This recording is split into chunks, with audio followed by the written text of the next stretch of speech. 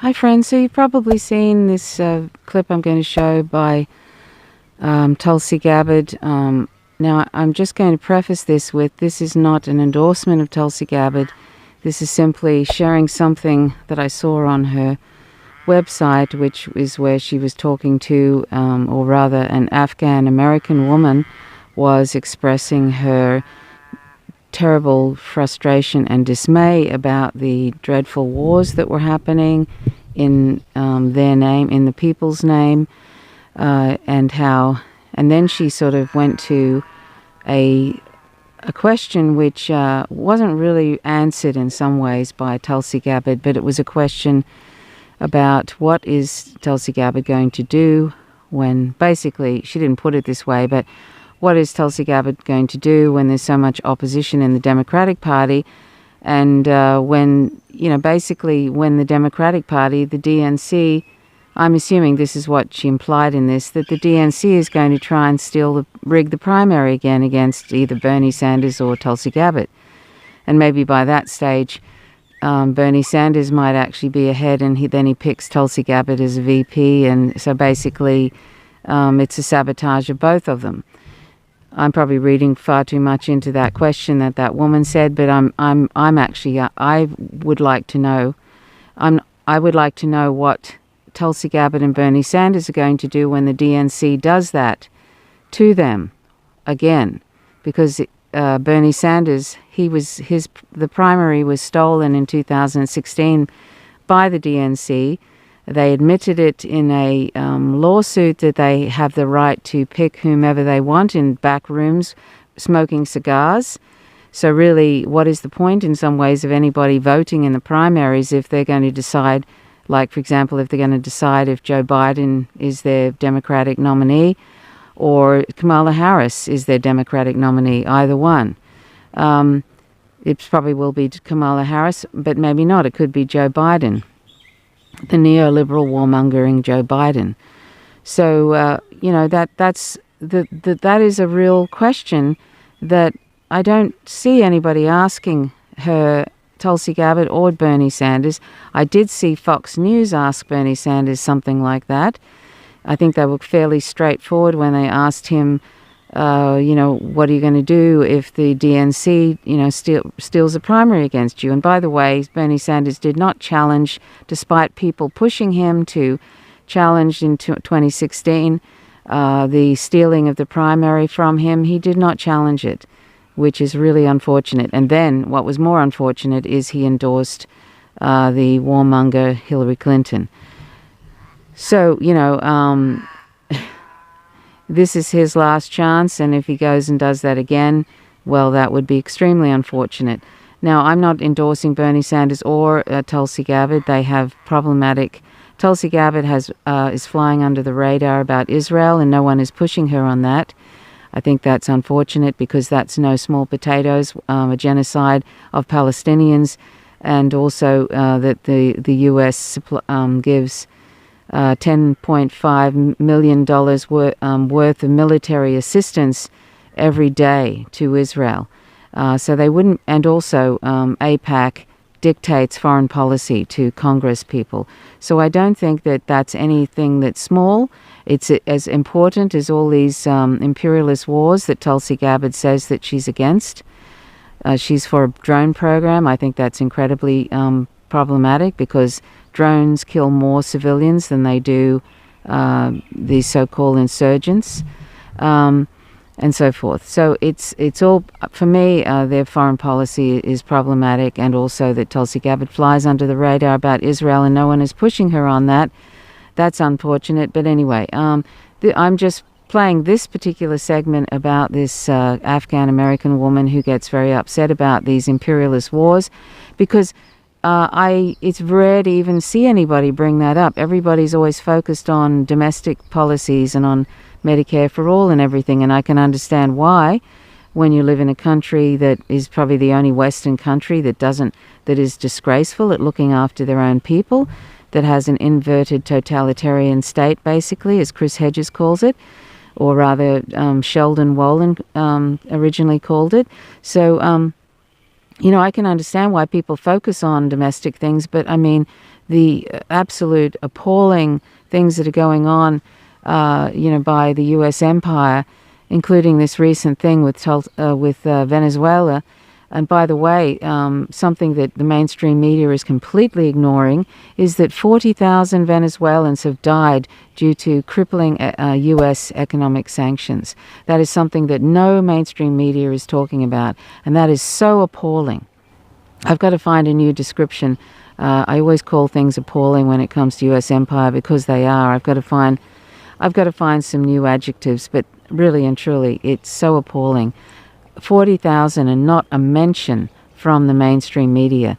And here's John Bolton going on about, the poor Venezuelans, we need to sort of rescue them from this dictator, in quotes, dictator Maduro. And yet, and here is, the U.S. with its crippling sanctions has killed 40,000 people. And look at this economic sanctions on Iraq in the early 90s. Madeleine Albright was asked, is 500,000 dead Iraqi children, was it worth it? And she said, yes, I think it's worth it. That's the U.S. empire in a nutshell. So, this whole nonsense, just remember that when you hear this humanitarian reasons and we care about the Venezuelan people and want to rescue them from this dictator Maduro. Excuse me, if he was a dictator, there would be Juan Guaido would be dead. So would Leopoldo Lopez, who helped him with that failed military coup yesterday. And there'd be a whole lot of dead protesters as well that are protesting against Maduro. But there aren't. And he isn't a dictator. That's just imperialist nonsense. And when I hear things like Ilhan Omar, who I admire for her standing up, being given death threats over and over again, when she says truthful things about AIPAC and truthful things about war and stuff, but when she says things like, yes, there needs to be free and fair elections in Venezuela, I think, why are you feeding into that imperialist nonsense? They have completely transparent elections in Venezuela. Even if the Carter Group has backed away from their original statement about it, saying they had the best in the world. Literally, they said they have the best in the world, the Carter Group. They do. They do have the best in the world, far better than the U.S. So, we need to stop with these imperialist tropes like, that anybody who isn't a Western leader is somehow a dictator, or any country that the U.S. wants to overthrow, that the leader is a dictator and stuff. In some cases that might be true, but in the case of Venezuela, and also just remember that 73% of the dictators in the world are supported by the U.S. empire. There's so much hypocrisy. You couldn't. It's hard to wade through it. It's talk about a swamp of hypocrisy. Or as Abby Martin says, there's an ocean of lies surrounding Venezuela, and I invite you to check out the Empire Files and her really amazing programs on Venezuela. theempirefiles.tv. Just check that out. Anyway, I'm getting off the track about this particular segment I'm going to play you. It's only about 5 minutes long. This woman, the Afghan-American woman, who is very upset about what's happening in her own country, back home in Afghanistan, and also just the imperialist wars and how, it's all for resources and hegemony. And then she says, what are you going to do when the Democratic Party is more, you get more opposition from within your own party than you do outside of it, which is so true. What should that tell anybody about the Democratic Party, that they're actually pushing against someone who is claiming to be against war, that wants actually to end those imperialist wars and interventions? So she says, okay? Who knows what might happen when people get in, because people make all sorts of promises when they are running.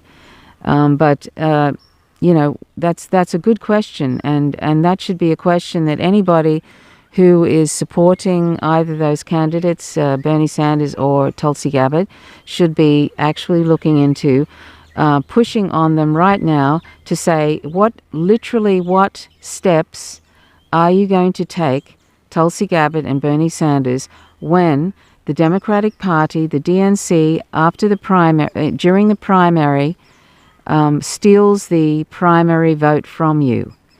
And what are you going to do when they do that? Because I don't believe that they're going to not do that to either of those people. Should they become, should they continue to be successful and have most of the popular vote. And Bernie Sanders, I think, I don't know if I actually explained fully when I said Bernie Sanders was asked by Fox News, what are you going to do? And if I can find the clip, I will. But he said something to the effect of, well, I've had discussions with them about this, something to that effect.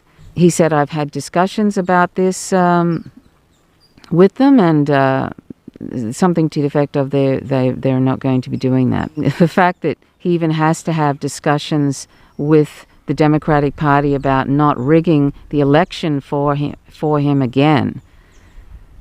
How embarrassing is that? I mean, people should be so embarrassed that they have to do that. I mean, that should be enough to write that party off. Just that there. Rigging elections. And then, look at all that money that Bernie Sanders raised, and I think that went back into the DNC coffers. Is that going to happen again? See, there are things like that.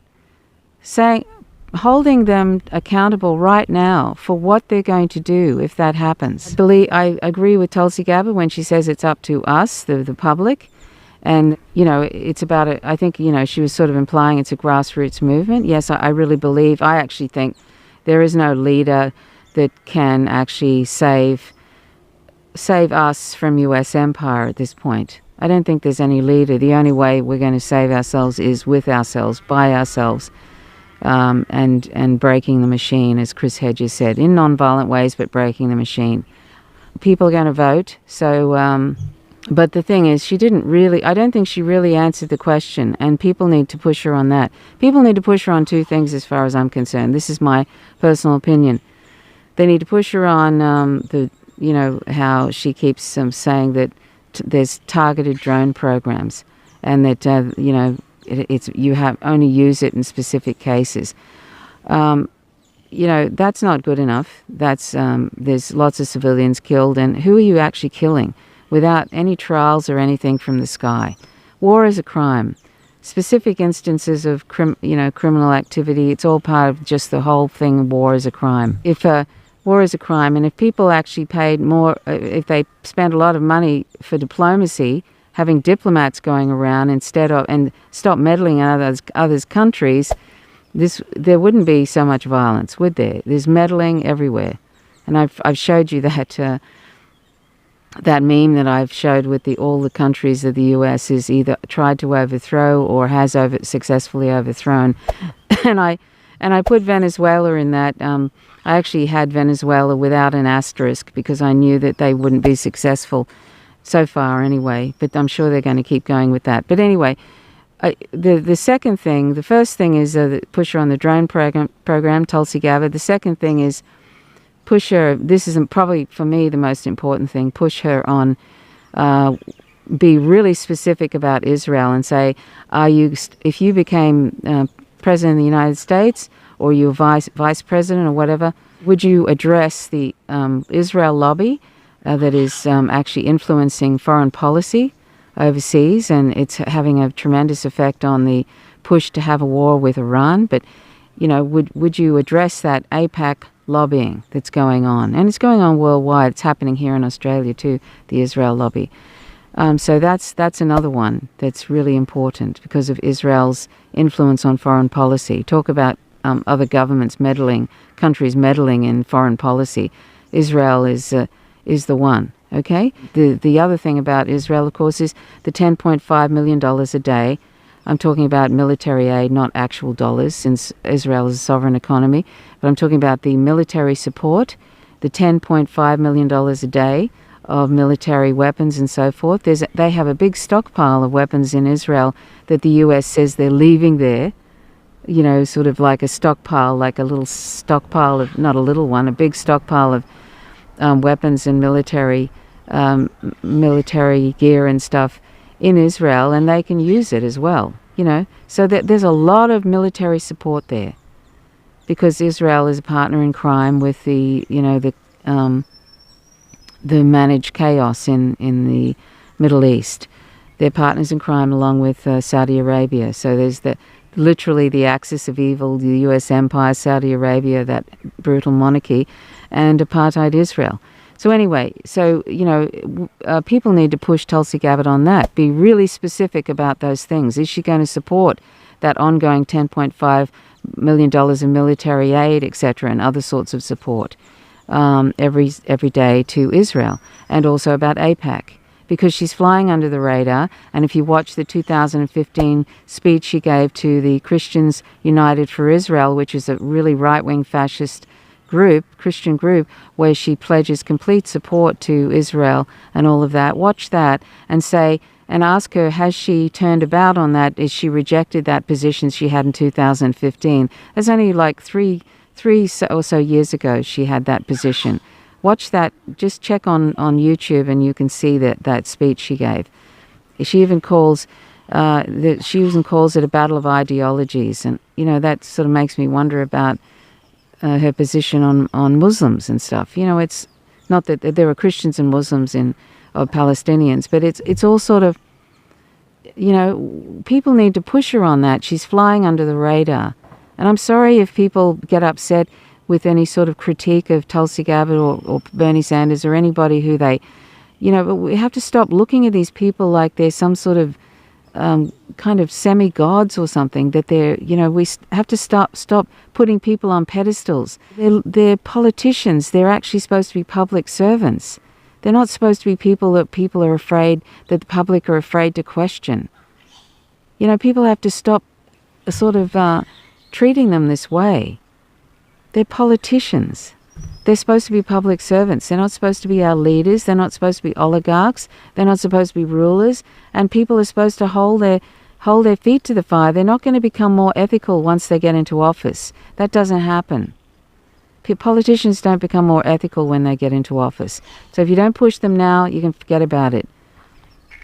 You have to push these people from the left. I really, really think it's so far gone now. I think it wouldn't matter who got in. And if they were really pro-peace, they wouldn't last. As William Bloom, the historian, said, if he became president and he started reversing all these imperialist wars, on the 5th day he would be assassinated. I sort of feel like that's where it's at now. The US empire is so far gone, and it's so desperate now and dangerous because it sees that it's falling. It sees that the world is becoming multipolar and isn't unipolar anymore, that they're not the top bully of the world anymore. They're trying to be, but everybody is coalescing because they're tired of being bullied. Everybody is grouping together and aligning with China and Russia and trying to find ways to get around these sanctions on Iran and oil, like India and other countries now are finding ways to get around these awful sanctions on Iran, which are really hurting those people. And I don't know if it's hurting Iranians like it's hurt Venezuelans, but 40,000 Venezuelans are dead because of US empire's crippling economic sanctions. Remember that when people talk about Venezuela and start dumping on Venezuela. So anyway, this is the things we have to push people on, push Tulsi Gabbard on Israel, and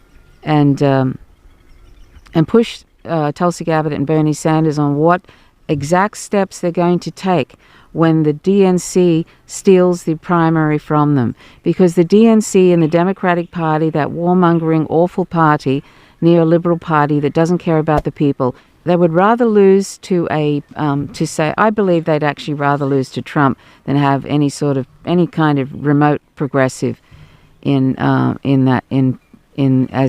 position of power.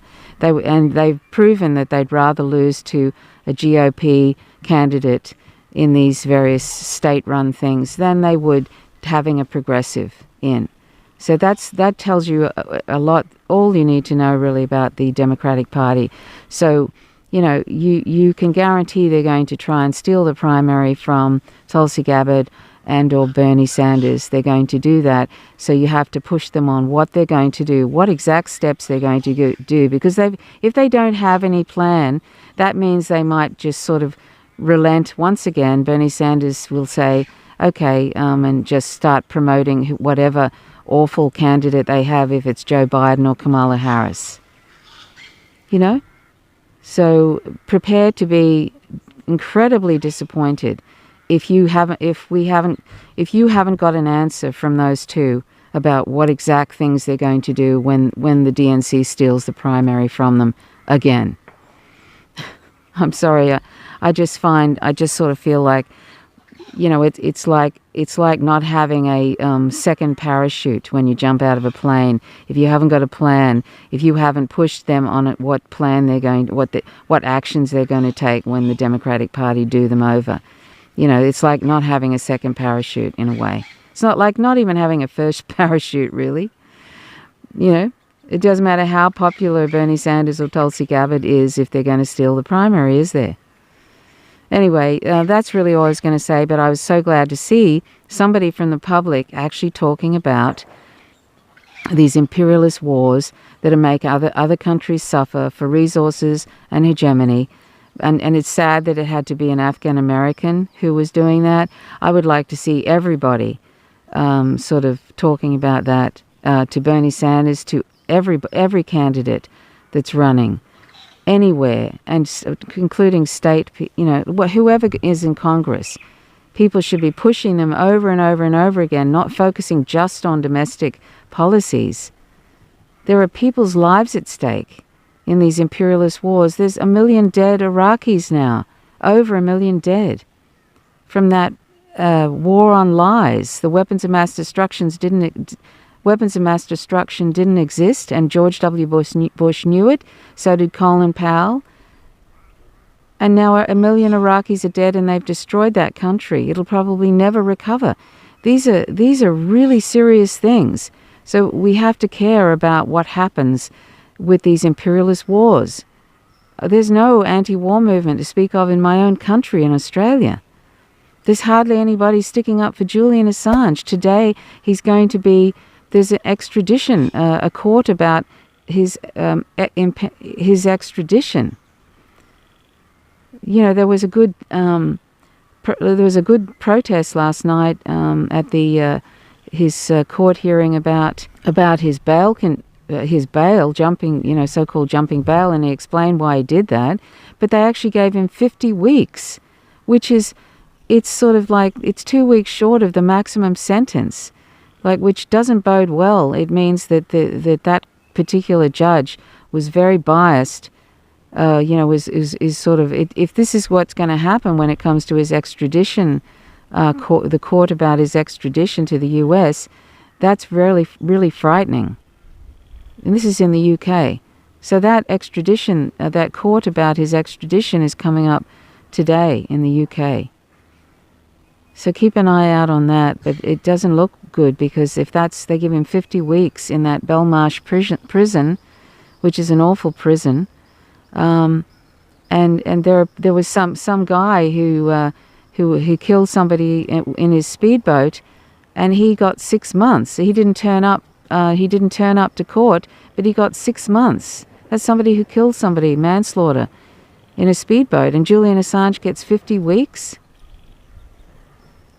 So anyway, it's very, very sad. I'm very concerned about what's going to happen to Julian Assange now. And I think that his lawyer, Jennifer Robinson, is very concerned. You could see it on her face outside that court hearing, because that sentence was very extreme. So anyway, that's all I was going to say. So I'm going to play this for you now, this just in case you haven't seen it. It's probably been around the different sites now for the last 2 or 3 days. It came out.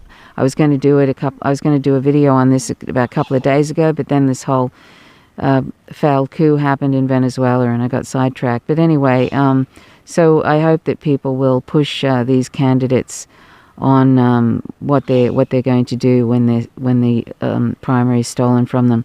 Anyway, so thanks so much for watching. Please click the like button if you like the content. Please hit the subscribe button, and definitely click the notifications bell. Otherwise, you won't receive notifications when I drop a video. Please join at Vegan Trove on YouTube. And because I don't always post everything that I do elsewhere on the net, certain sites, but you won't miss any videos if you are subscribed to Faint Signals from Vega on YouTube. Okay, so thanks so much for watching. Till next time. Bye for now. Thank you for talking against war. Thank you for bringing up the fact that Yemen is paying for what is going on in between the Saudi and the US. And I, as an Afghan American, have seen the effect of war. The Cold War that started in the 70s and 80s in between the Soviet and America, Afghans are still paying for it. All that being said, when you are talking about the fact that you are against war and you are against our foreign policies, I get very excited and I get very hopeful and I get tearful.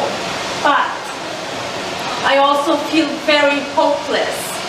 Why I feel hopeless? Because our system, our foreign policy is built in a way that we thrive when other people fail in the other part of the world. We had Bernie Sanders and we all were so excited that maybe he will bring a change. But his own party stopped him from doing that. Tulsi, I'm all for you. And I hope that I'm going to stand on those polls and vote for you in 2020, hoping that you will.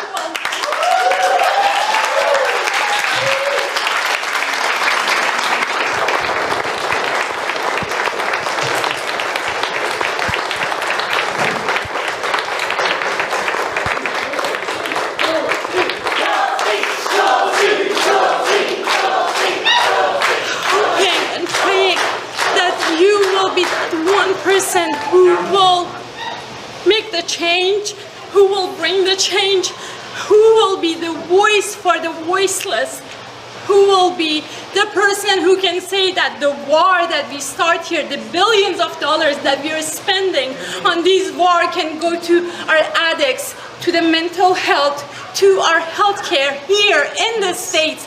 People are dying of poverty. And yet people are dying of poverty in Afghanistan, in Syria, in Yemen, in Iraq, in parts of Africa, because we have started those wars. Tulsi, how are you going to fight your own party, our own Democrats? How? Yes. No more wars. No more wars. No more wars. No more wars. No more wars. No more wars. No more wars. No more wars. No more wars. No more wars. Thank you for sharing your heart with all of us. You speak for so many whose voices are not being heard. You have just laid out why I'm running for president. This is not a political ambition that I have had for myself. With the obstacles that are in place and the challenges that exist, it is because of the people that you're talking about, people whose lives are being impacted, that make me work tirelessly to run for president to bring about this change. We're not naive to the challenges that lay before us, or the obstacles that are placed ahead of us, or the smear tactics that are used against us. Yes, it's coming from within our own party. The most attacks I get are not from Republicans. They're from Democrats. They're from people in the mainstream media. They are from people in the foreign policy establishment that you're talking about. People who represent the interests of the military-industrial complex. But you know what? You know what? The answer to how we overcome this,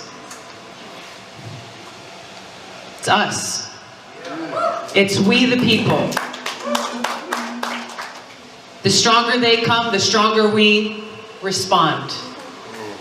And you know what? We don't respond to their dirty tactics or their hate with more hate.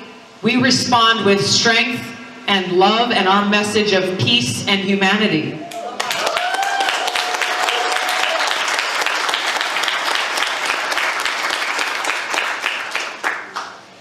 We cannot lose faith in the power that we hold within our own hands, our own feet, our own voices, and our hearts. It is only when we reclaim our own voices and our own power in dictating the change in this country that we need to make that we can be successful.